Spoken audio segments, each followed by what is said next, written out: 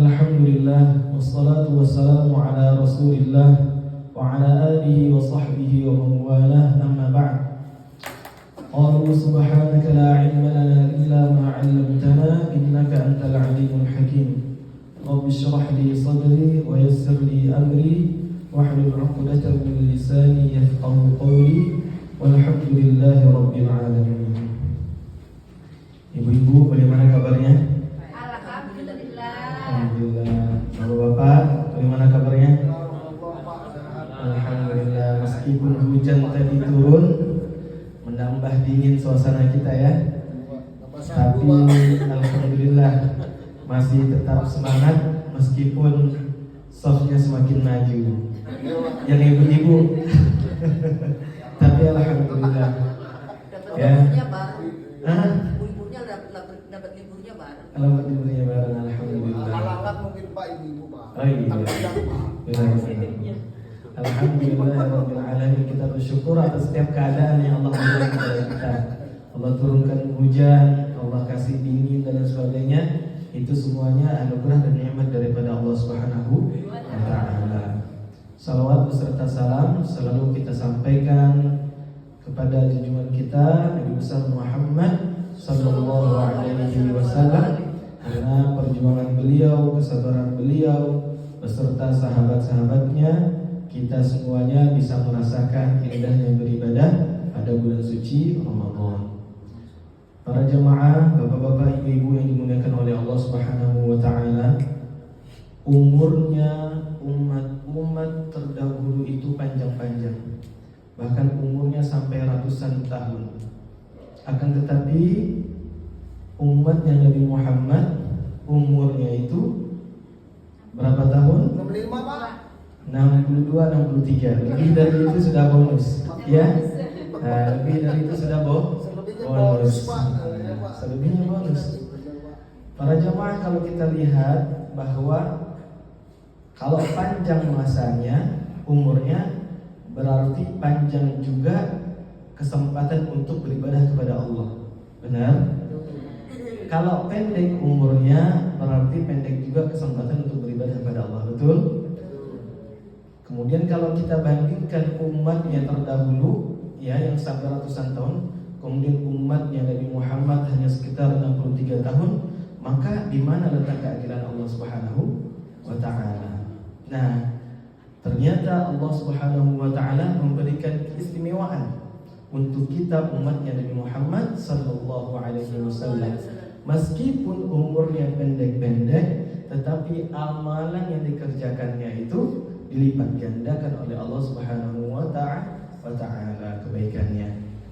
Kita ambil contoh para jemaah sekalian, hal yang paling penting dalam kita beragama adalah salat. Rasulullah sallallahu alaihi wasallam bersabda, "Salatul jama'ati afdalu min salatil fardi 27 darajah." Orang yang salat berjamaah itu lebih afdal 27 derajat, 27 kali lipat dibandingkan dia salat sendiri. Nah, ini dilipat gandakan oleh Allah Subhanahu wa taala. Bapak Ibu sekalian, kalau kita salat di rumah kita, salat Isya sendirian, maka mendapatkan satu kebaikan, ya, atau satu pahala. Akan tetapi kalau Bapak Ibu semuanya datang ke masjid kemudian salat berjamaah, maka mendapatkan 27 kebaikan atau 27 derajat di sisi Allah Subhanahu wa taala. Di hadis yang lain, Rasulullah sallallahu alaihi wasallam bersabda, "Ma min muslimin yasjudullah ta'ala sajdatan atau sajdatan illa kataballahu lahu biha hasanah." Tidaklah seorang muslim yang mana ia melaksanakan salat kecuali Allah Subhanahu wa taala mencatat satu kebaikan, wa maha anhu sayyi'ah, dan Allah akan hapus satu kejelekannya, wa rafa'a lahu biha darajat, dan Allah akan naikkan satu derajat ketakwaannya.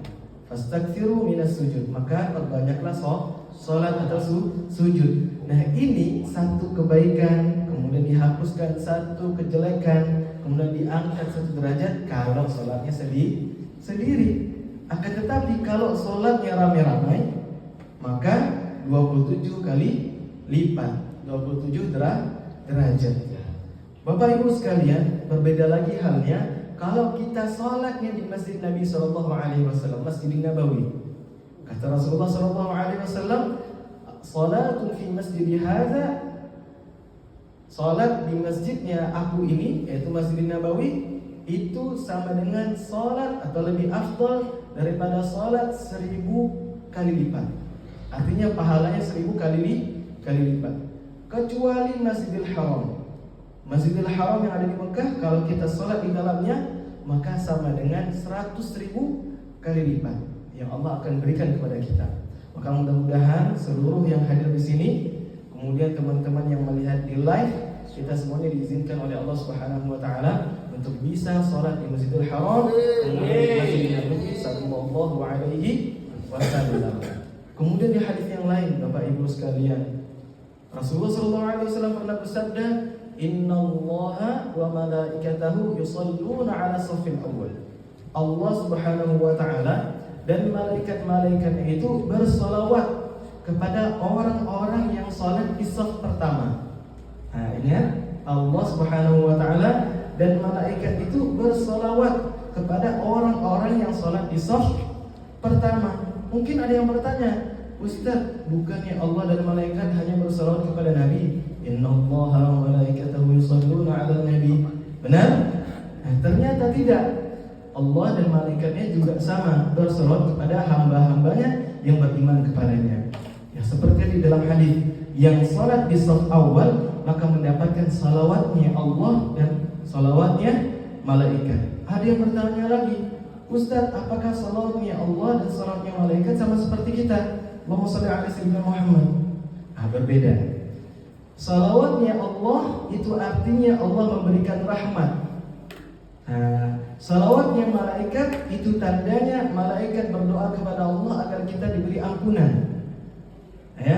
Kalau orang berarti salat di shaf awal, maka pertama mendapatkan rahmatnya Allah, kemudian yang kedua mendapatkan ampunannya Allah Subhanahu wa taala atas doa para malaikat. Tapi ibu-ibu semuanya perlu diingat, ya.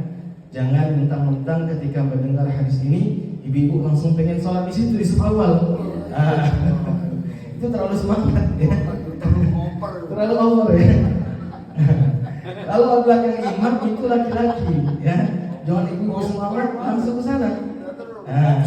Terus bagaimana, Ustaz? Kalau kayak gitu saya ini dapat shaf awal apa enggak? Ya, maka dihitungnya sama. Ibu-ibu shaf awal kalau shaf pertama di barisan perempuan.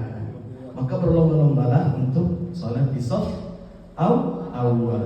Para jamaah sekalian yang dimuliakan oleh Allah Subhanahu wa taala, sholat ini sangat penting, ya, bagi kita umat Nabi Muhammad sallallahu alaihi wasallam. Sebagaimana hadis yang kita ketahui semuanya, bahwasanya yang pertama kali dihisab oleh kita, ya, adalah amalan sholat kita. Maka bagaimanapun keadaannya harus tetap menjalankan sholat. Kalau seandainya sibuk dalam bekerja, hanya mendapatkan waktu 3 menit 4 menit, ya sudah, sholat saja, tetapi ambil rukunnya saja, ya.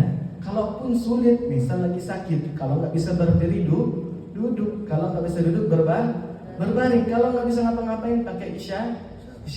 Intinya sholat jangan ditinggal. Mudah-mudahan Bapak Ibu sekalian, kita semuanya digolongkan oleh Allah Subhanahu wa taala orang-orang yang bisa menjaga salat kita hingga akhir hayat nanti kelak. Terakhir, pakai sepatu ke Sindakma. Di Sindakma beli suf lagi. Salat itu tiang agama untuk bekal kita di akhirat nanti. Bagus ya. Barakallahu fikum. Wassalamualaikum warahmatullahi wabarakatuh.